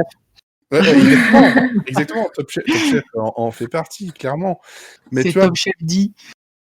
moi, donc, cette année-ci, niveau top, vraiment, vraiment top, bah, comme tu l'as dit, hein, Space Force et Upload sont très haut, à côté de Mythic Quest. Et ce sont toutes les 3 des comédies, à des niveaux différents. Ça te ressemble pas. Bah, C'est non, très mais étonnant. je ne vais pas, de toute façon, je ne vais pas changer. Je ne fais que m'enfoncer de plus en plus dans la comédie parce que les séries plus dramatiques ou sérieuses me font profondément chier parce qu'elles se prennent trop au sérieux. C'est pour ça que Upload, par exemple, c'est une série qui est, si on dit qu'elle est drôle, c'est pas faux, mais c'est pas non plus lui rendre service parce que Bah non. elle est quand même flippante dans un certain sens, dans plusieurs sens même, autant visuellement que dans ce que ça raconte. Ça c'est voilà, et à Tacoma FD, c'était pas une nouveauté non plus, mais voilà, je l'ai découvert assez sur le tard et ça aussi, ça faisait partie des séries, il y a que 10 épisodes, mais j'attendais l'épisode de la semaine et franchement ça m'a marqué parce que c'était vraiment très drôle. J'avais The Rookie, qui je continue à regarder. Et ça, c'est ma série un peu, une de mes séries que je tiens depuis le début et qui m'accompagne tout au long d'une saison, avec les Goldbergs, par exemple, aussi niveau comédie. Il y avait tout ça, moi, niveau top, et puis à ça s'est ajouté donc The Unicorn. The Unicorn, globalement, si on regarde dans la liste de ce qui était sorti, on va dire surtout du côté des networks, pour cette rentrée série, je retiens The Unicorn. Le reste, Stumptown, j'aimais bien, mais je l'ai mis de côté, voilà, parce que je sais pas, j'avais pas envie de donner de temps, pas parce qu'elle est mauvaise, juste, non, j'ai d'autres choses à regarder. Mais il n'y a pas grand-chose d'autre. Je suis en train de regarder la liste. Il y a Il n'y a pas Zoé. grand-chose. Il y a Zoé. Non. Si. Oh, Non, si. non. Mais non. Oh, si. Elle s'est améliorée d'épisode en épisode en plus. Ouais, mais moi, non. Pas Donc moi, toi, voilà, moi là-dedans, dans cette vingtaine de séries, je retiens juste celle-là, The Unicorn, et je suis super content qu'elle soit renouvelée. Il y avait, par contre, je suis très triste que Single Parents ça soit arrêté. Mm. Et ça fait chier parce que c'était aussi une des séries qui, moi, m'accompagnait tout au long de l'année. Toi, il y en a plein, j'en ai encore plein. Mais c'est vrai que quand je regarde après dans mon série, mon TV Showtime, je me rappelle qu'en fait, c'est cette année-ci que j'ai vu Dollface, qui est vraiment très très bien. Qui y avait quoi d'autre? Attends, je suis en train de remonter dedans. Bon, Superstore, c'était une saison lourde. Brooklyn Nine-Nine, c'était très très bien. Mais bon, j'essaie de garder que les nouveautés. Puis alors Saturday Night Live, au bout d'un moment, avec le problème qu'on a eu, ça a complètement cassé mon rythme, il faut le dire aussi. Et voilà, il y a des séries comme ça, et je remonte dedans, ouais, donc Dollface qui était vraiment très cool. Il y a The Boys aussi qui était arrivé, qui était assez sympa, mais bon, je voulais peut-être un peu plus regarder rapidement, donc c'est pas qu'elle m'ait pas marqué, mais C'est pareil, si tu veux, moi j'avais oublié en fait. voilà, Love, Death, Robots, oui, maintenant que je le vois, oui, effectivement, je m'en souviens. I Think You Should Leave ou It's Bruno, j'avais bien aimé, mais voilà, je les revois. Là, par contre, moi, ce qui me manque là-dedans et qui aussi, c'est le genre de série qui me manque, c'est The Orville. Et The Orville, la saison 3, bon, ils sont passés chez Hulu maintenant. Et la saison 3, ils avaient commencé dans la production vers mars et ils ont dû arrêter tout de suite quasiment. Et Oui, ils sont prêts de voir la saison 3. Hein. Ouais, il y a des rumeurs qui parlent de possiblement en 2 parties, histoire de pouvoir le faire revenir plus tôt, mais ce sera pas avant 2021. Et ça m'énerve, parce que cette série-là, je l'aime beaucoup, mais elle a vraiment eu que des problèmes niveau diffusion, hein. Que des problèmes. C'est difficile après de fidéliser. Après, il y a les fans qui sont là, qui vont l'attendre, mais essayer d'aller rechercher des nouveautés, enfin des nouvelles personnes, c'est un peu trop compliqué, quoi. Mais ouais, c'est comme tu l'as dit, Mathieu, moi, c'est une saison où j'ai essayé de faire en sorte de me recréer le sentiment justement du rendez-vous série. Que ce soit 1, 2, 3 jours par semaine, genre ou le matin, parce que moi c'est ce que j'aime bien aussi, c'était le matin au moment de prendre le train pour aller au boulot, voilà, et le soir en revenant. Tu vois, c'était un moment dans ma semaine, c'était plusieurs moments dans ma semaine. Après, il y a d'autres séries qui se rajoutaient derrière. Mais j'ai senti le besoin de retourner vers ça, de retourner vers la sensation que j'avais avec les séries avant. Quand j'ai commencé à regarder des séries, quand j'ai commencé à aimer beaucoup les séries, en fait. Et c'est peut-être une réaction de vieux con, hein, ou un côté trop nostalgique, mais j'ai remarqué qu'en faisant ça, les séries, de 1, je m'en rappelle, et de 2, je les ai beaucoup plus appréciées. Et après, l'envie est toujours là aussi de dire: «Allez, je regarde un 2e épisode, c'est pas très grave». Bah non, c'est une façon de faire, une façon de voir la série différemment, essayer de moins faire la course à je l'ai vu en premier, je l'ai vu en premier. Ça sert à rien. Sur les réseaux sociaux, tu les as vus en premier, c'est bien. Qu'est-ce que t'en as retenu? Rien. Qu'est-ce que t'en as. Voilà.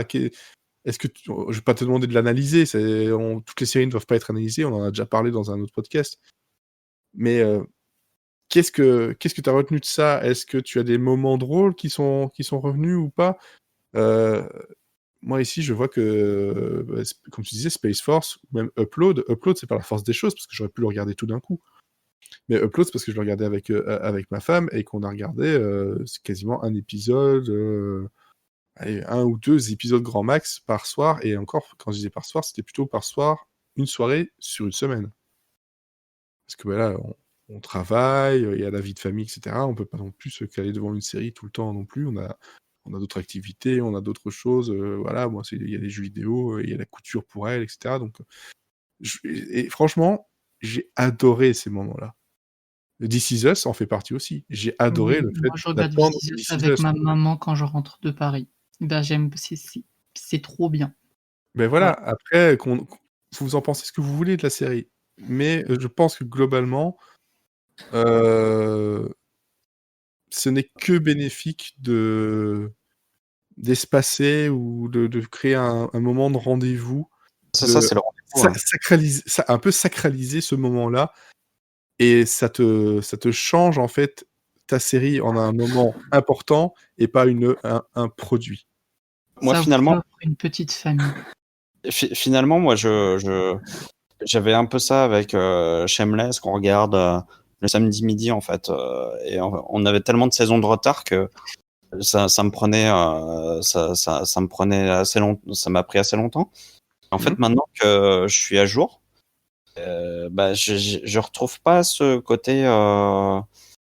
J'ai du mal à retrouver un truc famille comme ça, tu vois, un truc où on se disait tiens, on est en train de bouffer le midi, le samedi midi, on se mate un Shameless quoi. C'était le rendez-vous du samedi midi.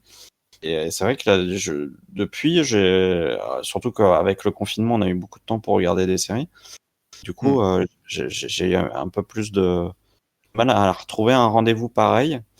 Et finalement, Shameless, c'est quand même une série qui a beaucoup de défauts, qui a beaucoup de, qui est loin d'être un chef-d'œuvre. Pourtant, c'est une série qui, ces dernières années de ma vie, a compté parce que c'est une série qui était que j'ai accompagné et qui m'a accompagné, quoi. Finalement. Bah, bêtement, un truc, c'était à double raison, mais il y a eu la dernière partie de The Ranch, donc ici, c'était quand? Début d'année? À peu près? Ouais. Je ne sais plus. Qui est arrivé, donc 10 derniers épisodes, donc tu sais que la série après, de toute façon, elle est terminée. Donc raison de plus pour l'apprécier à sa juste valeur, la savourer, et surtout, il y a le côté où tu sais que la série va se finir, c'est une série que tu aimes vraiment beaucoup et tu as dit j'ai pas envie qu'elle termine. C'est tout. Mais vraiment, je pense que si je dois résumer, c'est cette année pour beaucoup de séries, et je pense que je vais sans doute faire la même chose dès la nouvelle saison, etc. C'est que je vais faire en sorte que toutes les séries, je les regarde de cette façon-là. Je vais les rythmer différemment. Je n'ai jamais été très binge-watching. J'en ai fait, mais je n'ai jamais été très là-dessus. Et puis, ceux que j'ai fait, je m'en souviens pas. Je m'en souviens pas. Et je pense que ce ne serait que bénéfique pour ma relation avec la série, ce que j'aurais à retenir, ce que je pourrais en dire aussi, parce que par rapport au podcast, tout bêtement, en fin d'année, voilà, tu te retrouves à faire le bilan, et c'est là où tu te rends compte que, et on s'en est tous rendu compte, en fait, il y a des séries dont je ne me suis pas souvenu, juste parce que ces séries-là, peut-être elles ont été trop vite, trop courtes dans le temps, et trop nombreuses. Et je pense que ça permet aussi en limitant le nombre de visionnages comme ça, c'est toujours la crainte d'être derrière tout le monde, d'être en retard sur plein d'épisodes, mais je pense que ça va me permettre aussi de dire stop, j'en regarde beaucoup moins. Je les choisis beaucoup plus. j'en arrête beaucoup plus vite. Et franchement, voilà, il y a des séries, j'aurais dû les arrêter beaucoup plus vite, je l'ai pas fait cette année. Après, c'est vrai que j'ai un peu C'est compliqué, hein. Mais bon. Mais oui, mais j'ai un peu le même ressenti. En fait, il y a beaucoup de séries que, effectivement, j'ai un peu oublié, mais peut-être pas parce que je les ai regardées trop vite ou parce qu'elles n'étaient pas marquantes, mais parce que, en fait, il y a les séries qui m'auront vraiment marqué parce qu'elles étaient originales et que vraiment, je les ai regardées comme si, enfin, vraiment, j'appréciais une œuvre d'art. Et il y en a d'autres que j'ai regardées plus par petit plaisir repose-cerveau, enfin, plus. Effectivement, parfois c'était en fond, quoi. Ça, Oui, tu quelque voilà, chose que tu mets en alors fond. que c'est très rare que je fasse autre chose en même temps que je regarde une série, hein, vraiment, je suis dessus. Mais il y a des choses où je me dis, bon, bah voilà, ta journée elle est finie, t'es fatigué, je vais me mettre un truc pas très compliqué, et je sais que je vais pas en retenir grand-chose, mais voilà. Mais c'est parce que il y a vraiment la distinction entre les deux, et de mon côté, c'est pas forcément parce que je les ai bingés. Parce que par exemple, si on regarde. Alors, je fais très peu de binge parce que déjà, j'ai du mal à rester très longtemps devant mon écran. Mais je le fais des fois avec des séries sur Netflix ou Amazon parce que les séries Netflix ou Amazon, je les regarde d'un coup parce que je les rattrape 10 ans après tout le monde. Mais par exemple, on parlait tout à l'heure de Comiskey Method. Chacune des 2 saisons, je les ai regardées en une après-midi. Et pourtant, vraiment, elles m'ont marqué. Alors que, enfin, c'est pas les séries les plus originales dans leur mise en scène et tout. Mais vraiment, il y a quelque chose qui m'est resté. Il y a d'autres séries comme ça qui ont le même effet alors que je les ai regardées d'un coup, mais il y a vraiment les deux effets. Et par contre, ouais, comme toi, j'ai fait beaucoup plus grosse sélection, et je crois que ça se ressent de plus en plus au fil des années. C'est qu'à un moment donné, de toute façon, l'offre elle est de plus en plus grandissante, on peut pas tout regarder. Et je pense aussi c'est qu'on fait partie des gens qui regardent beaucoup de séries, et on a peut-être plus on a peut-être un recul différent des gens qui vont regarder des séries de manière très casual et plus en divertissement, et qu'on va plus facilement on va aller plus facilement jeter une série, alors que pour le commun des mortels, en fait, ils vont pas comprendre que nous on l'apprécie pas. Et il y a beaucoup de séries où, par exemple, j'ai regardé le pilote parce que j'essaie de regarder beaucoup de pilotes, rien que pour en faire des articles sur le site, et il y en a beaucoup où j'ai dit beaucoup de bien du pilote dans mes articles, et pourtant j'ai jamais regardé la suite parce que je savais que ok, c'est une bonne série, mais clairement j'ai mieux dans mon stock et que j'ai pas envie de perdre du temps à regarder quelque chose que je sais qu'au bout de quelques épisodes je vais le regarder juste pour le regarder, en fait. Donc il y a une sélection qui se fait comme ça aussi. Je pense aussi qu'il y a un truc qui se passe, c'est que effectivement on fait partie des personnes qui regardent beaucoup de séries, ou en tout cas il y a des personnes qui vont consommer peu de séries mais qui vont consommer beaucoup de contenu. Et donc ça va être à peu près la même chose aussi avec par exemple les vidéos sur YouTube. Est-ce que tu as retenu quelque chose d'un truc que tu as regardé sur YouTube ou pas? Des personnes qui vont binger, ou qui vont en tout cas regarder de façon plus condensée, qui retiennent quelque chose d'une série, ça peut arriver, hein. Je dis pas que c'est non plus c'est totalement impossible, mais je pense qu'on a un temps de cerveau disponible. Ah oui, c'est limité, hein. Qui est de toute façon limité, et c'est clair et net, mais qui en fait faut savoir ménager. Parce que si tu le saoules, ou si tu l'assommes de contenu, tu finis par l'endormir. Et donc, peu importe ce que tu vas regarder, bah, globalement, tu n'en retiendras pas grand-chose, ou en tout cas, au mieux les grandes lignes. Mais tu n'en retiendras pas non plus, bah, pourquoi tu as aimé, en fait. Enfin, c'est un peu compliqué, mais je pense que vraiment c'est ce que j'ai fini par comprendre justement en faisant ce podcast-ci et en regardant les séries cette année, c'est que, et puis bon, bah, tout un tas d'autres problèmes que j'ai eu de façon personnelle aussi, qui m'ont obligé un peu à retourner sur un focus plus léger. C'est que tu finis par t'endormir le cerveau, même si les séries sont très, très bonnes, qui racontent quelque chose de très, très fort, peu importe, on va me dire: «Ouais, c'est parce que tu regardes que des comédies».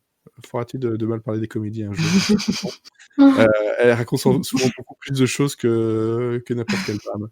Mais peu importe ce que tu vas regarder, tu vas finir par... c'est ça, tu vas avoir ton cerveau à l'état de Trump, quoi.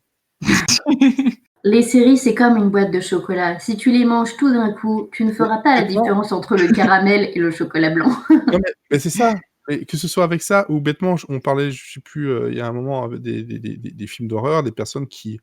Moi, ce que j'en pense, c'est que ce genre de truc, je regarde pas tant que ça, et quand j'en regarde, je flippe vraiment. Ou en tout cas, les thrillers, tout ça, je flippe vraiment.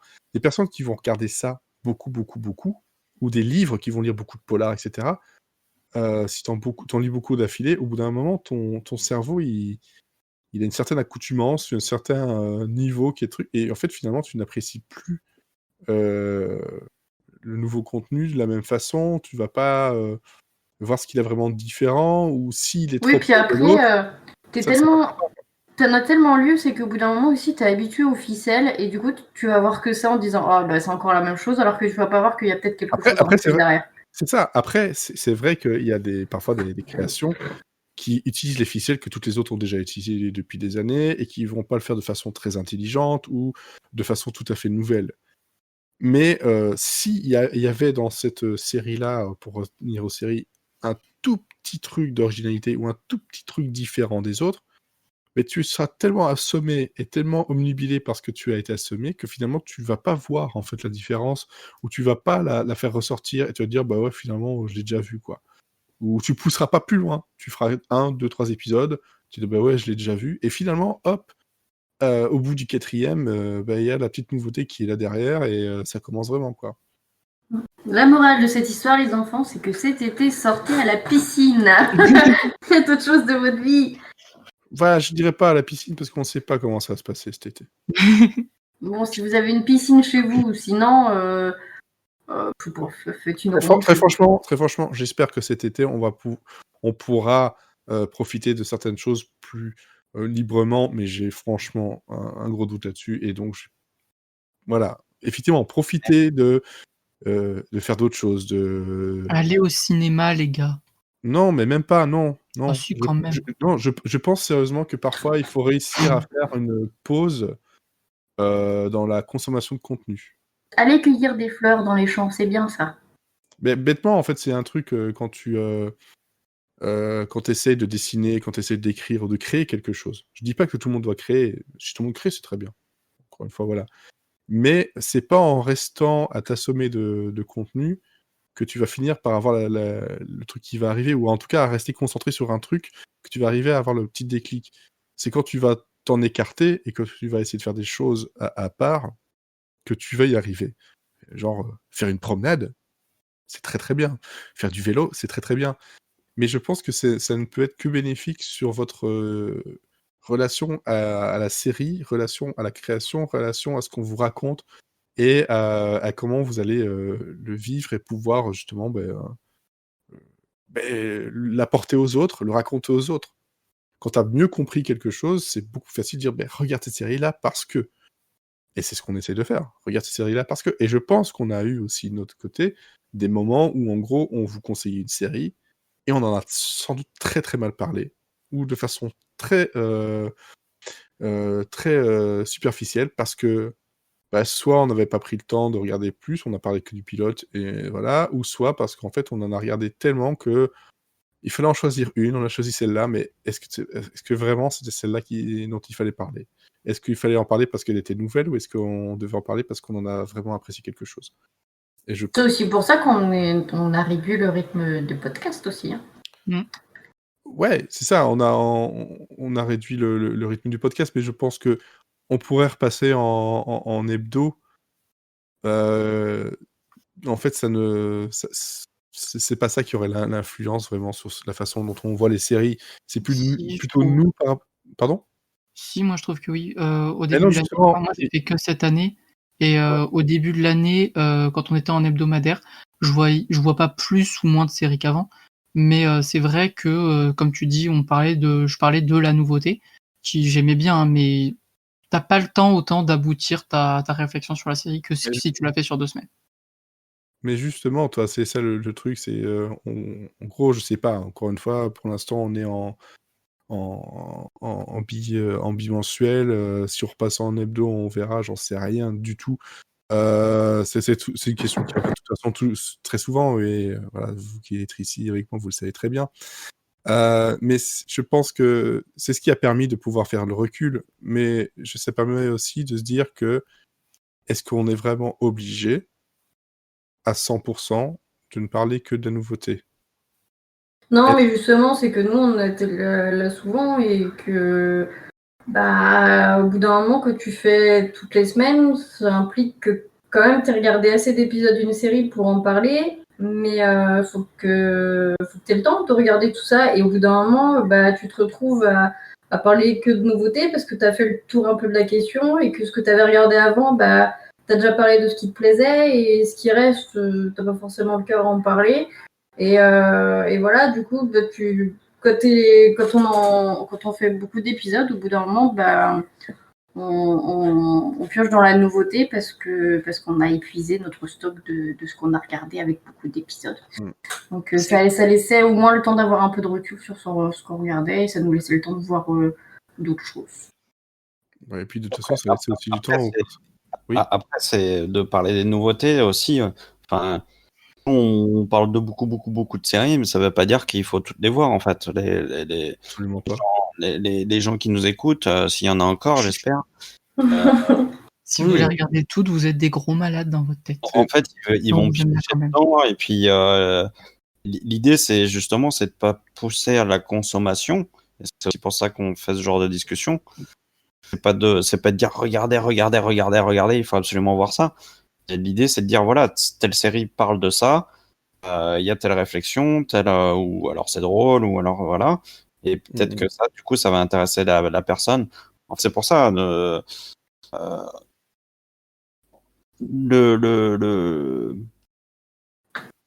en fait, nous, l'intérêt d'un bilan comme ça, c'est-à-dire que en toute l'année, on parle de séries, on propose des séries aux gens, et l'intérêt de voir circuler au niveau du mois de juillet, c'est de se dire, parmi tout ce qu'on a conseillé, qu'est-ce qui reste vraiment, en fait.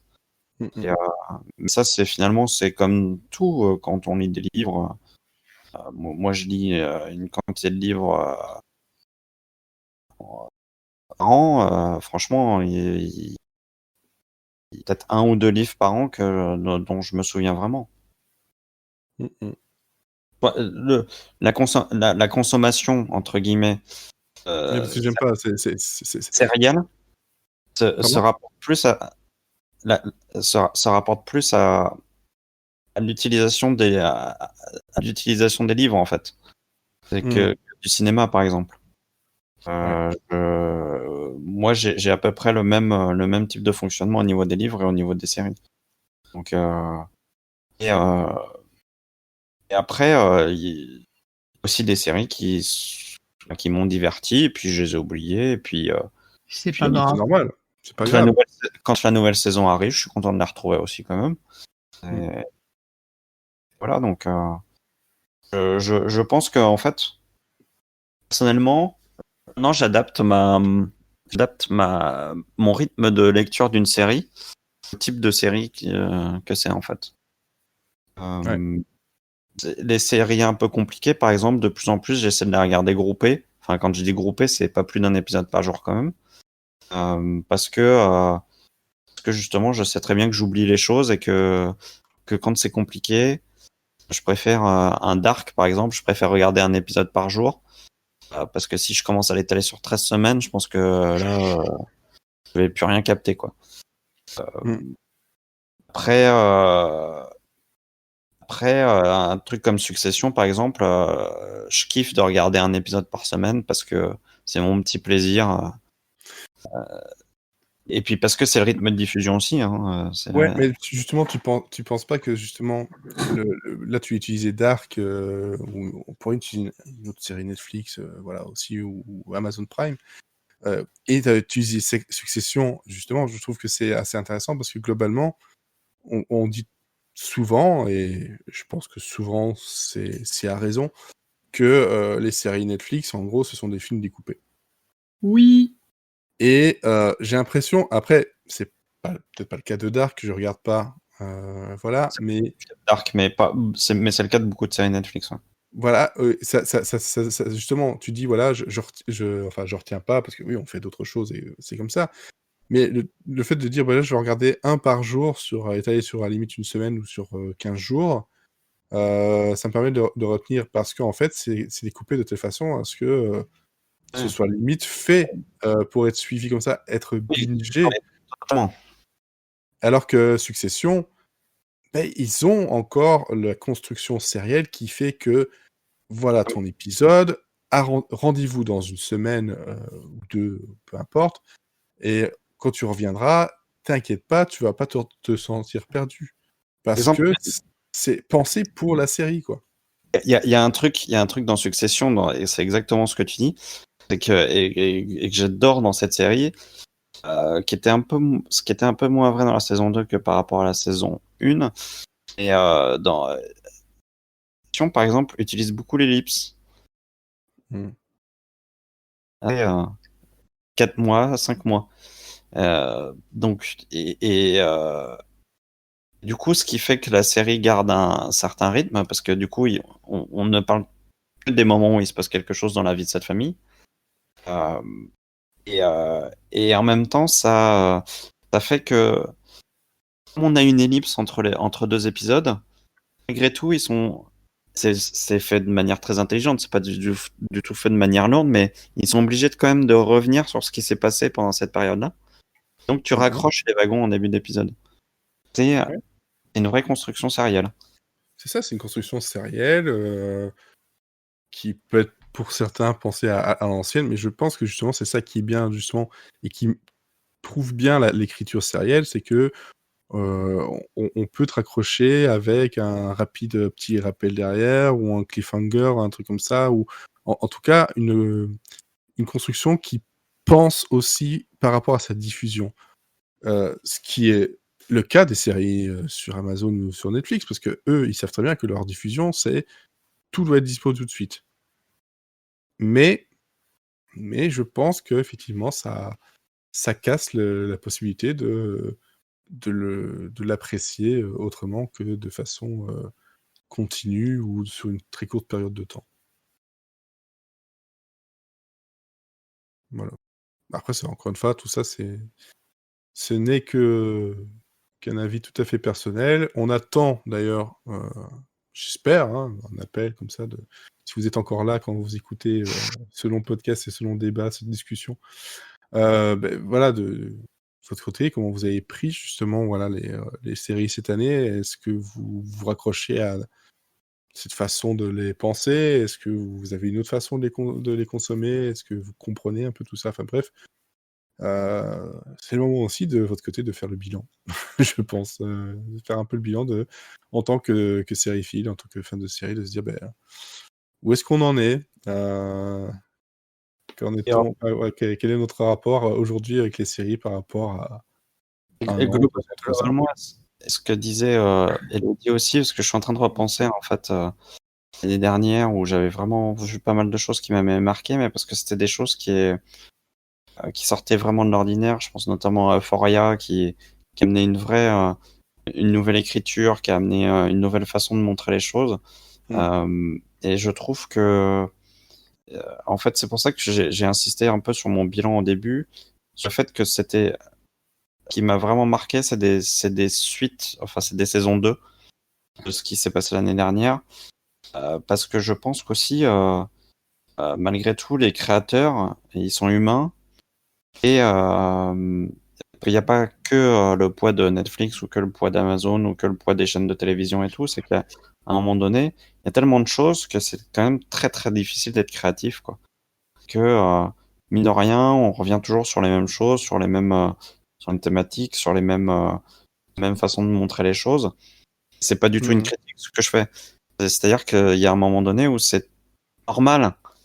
On peut pas être tout le temps créatif, on peut pas tout le temps être génial, on peut pas tout le temps révolutionner les choses, contrairement à ce que je dis continuellement. Et c'est déjà au cinéma, c'est pas le cas, alors qu'il y a quand même beaucoup moins d'œuvres créées par an. Et en fait, finalement, ce qu'il faut, c'est peut-être avoir une vision sur 10 ans, en fait.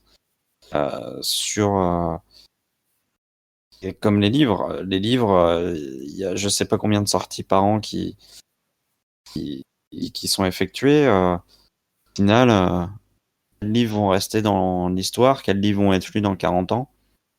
Mm. Peut-être, une dizaine.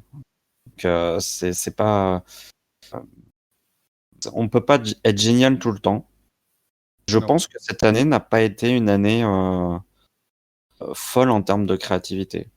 Il y a eu Non. des très bonnes choses, rien qui a vraiment, qui a vraiment créé une nouvelle manière de s'exprimer. Non, et puis est-ce que vraiment c'est ce dont on a besoin? C'est ce que le public recherche? Est-ce que vraiment c'est possible? Mais il y a, en fait, on peut raisonner en termes de ce que le public a besoin, mais on peut raisonner aussi en termes de précurseur de quelque chose, d'être prescriptif plutôt qu'être. Et ça, je pense que tout le monde cherche à l'être malgré tout. Oui. Euh, et, mais globalement, je pense qu'on va arriver, on va arriver. C'est presque une inverse de la courbe de quantité, c'est-à-dire qu'en termes de qualité, Mmh. encore une fois, c'est pas une critique parce que non, c'est pas en termes de qualité, c'est en termes de créativité. La qualité, on va toujours la garder. Par contre, en termes de créativité, en termes de renouvellement, je pense Ouais. que forcément, on va arriver dans un creux parce que il y a tellement de choses qui sortent que créer autre chose, c'est très compliqué, quoi. En ce moment, on crée tout, en fait. Enfin, tout. Il y a très peu de genres qui sont pas abordés. Il y a très peu de thématiques qui sont pas abordées. Il y a très peu Mmh. de. Et finalement, il va falloir se renouveler dans ces choses-là et c'est pas évident parce qu'il va peut-être falloir 5 ou 6 ans avant de. Justement, quand le public en aura marre, il faudra raconter l'histoire d'une autre manière. Et c'est peut-être l'occasion justement par rapport à cette crise et cetera qui recule, et repousse toutes les productions, de se poser des questions, de prendre un peu plus de temps de réflexion sur ce qu'on a vraiment envie de Ça, créer et c'est de montrer. le problème, c'est que c'est dans l'idéal. On voit très bien comment ça se passe quand on Oui, fait bien sûr. l'extrapolation sur la société. On était tous là à se dire, ah bah ouais, le confinement, c'est bien, ça permet de réfléchir sur ce Bah, qu'on pas va du tout. faire après. Et puis en fait, on a déconfiné. Maintenant, on est tous repartis la tête dans le guidon et on n'a rien du tout. Globalement, on n'a rien changé, quoi. Non. Je pense que il va falloir. Parce que c'est pas ce type-là de crise qui va amener un changement. Ça va être plus une crise d'audience ou Ouais. et qui sait, ça se trouve la télévision française sera précurseur dans un nouveau type de. Parce qu'ils sont dans ce creux-là justement. Ouais. Peut-être que. On sait jamais. Ouais. C'est ça. Il faut aller rechercher le spectateur et Ça cherche, hein. Ça cherche. Je pense que tout le monde, globalement, tout le monde est au courant de ça. Et alors, il va toujours y avoir Netflix qui va continuer parce qu'eux, ils ont vraiment besoin de contenu, ils s'en foutent. Il faut que ça tourne, ça tourne, que ça tourne, que ça tourne. Et globalement, je pense que les chaînes, par exemple, euh, elles vont être obligées de se renouveler parce que sinon, elles vont perdre leur public. Donc là, je pense que ça réfléchit grave dans tous les bureaux des décideurs européens et internationaux. Et je crois vraiment il n'en ressortira rien de ces réflexions. Mais je pense que ce dont on a parlé ce soir, ils en sont totalement conscients. il faut espérer. Il faut espérer effectivement. Enfin, je pense qu'on va clore, sur ça, sur des trucs super joyeux, dis donc. Mais vraiment, on attend, de votre côté aussi, voilà, justement de faire prendre part à cette réflexion et un peu commenter tout ça. Nous, on se donne donc rendez-vous aux alentours de fin août, début septembre. Je pense à peu Frais et près. tout bronzé. Pardon ? Frais et tout bronzé. Voilà. Entre-temps, pendant cette pause estivale, de mon côté, et peut-être accompagné, on verra, on en discutera, mais en tout cas, voilà, moi, je sais que je vais lancer mon rewatch que je n'ai pas fait depuis longtemps, vraiment, de Trial and Error, où je vais vous en parler en podcast, un format court, mais de quoi tenir pendant ces 8 semaines, c'est ça. Et peut-être même que j'aurai pas terminé au moment où on va revenir et que ça viendra compléter en plus, j'en sais rien. En tout cas, voilà, je sais pas quel rythme, ça dépendra de pas mal de choses, mais voilà, en tout cas, il y aura de quoi écouter et surtout, voilà, de quoi discuter sur cette série partie trop tôt. Voilà. Ouais, mais mon cœur saigne encore maintenant. Oui, oui. Ouais.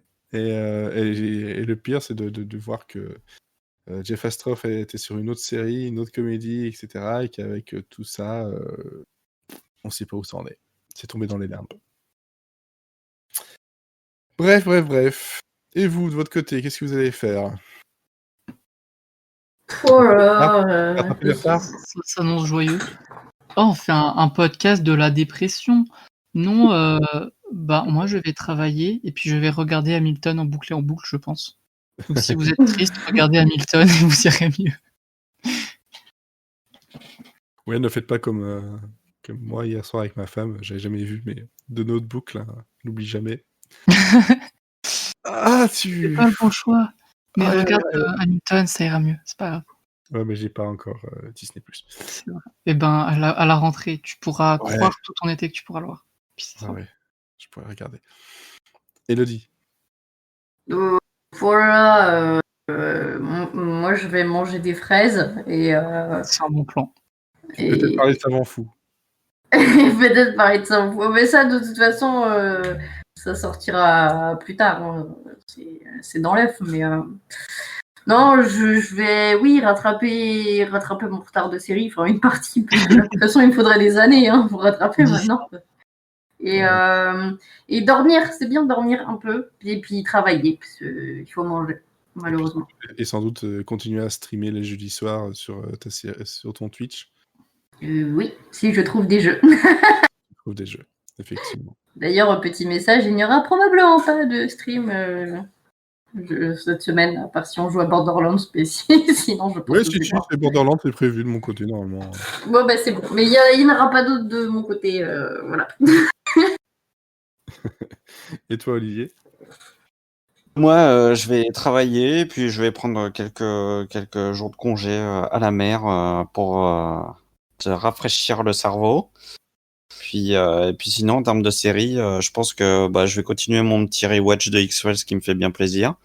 Puis, je pense que je vais commencer Battlestar Galactica tranquillement. Je sens que ça très bonne idée pour m'accompagner dans l'été là. Je pense que c'est nickel. C'est une excellente idée. Excellente idée. Il faudrait d'ailleurs qu'on fasse le pilote dans un prochain épisode de Mystery and Friends en saison 6. Je plus sois. Bon, ben voilà. En tout cas, merci à vous trois de m'avoir accompagné pour ce dernier épisode. Donc, 29e épisode, ce qui est quand même déjà beaucoup. Mine de rien. Si voilà, on est passé depuis février quasiment, je crois, au bimensuel. Il y a de grandes chances que ce soit à nouveau le cas à la rentrée, parce que comme on en a expliqué, ça permet de pouvoir prendre un peu plus de recul, et je pense qu'on va encore en prendre plus en saison 6. Il y aura aussi du Mon ami Schwarzy, je pense, quelque part là-dedans. Bah oui, on oublie pas. Recall. Voilà, il y a Total Recall dont j'ai lu la nouvelle, et c'était cool. C'était bien cool. Maintenant, il faut que je re-regarde le film pour que ce soit bien cool aussi. Mais voilà, on a de quoi faire et de quoi vous accompagner jusqu'à ce qu'on revienne de façon plus régulière. Allez, bonnes vacances à vous, bonne série Vacances. et bonne Jovi et tout ça quoi. Bisous, bisous. Et le son ne se lance pas, c'est ça? Ah si, voilà.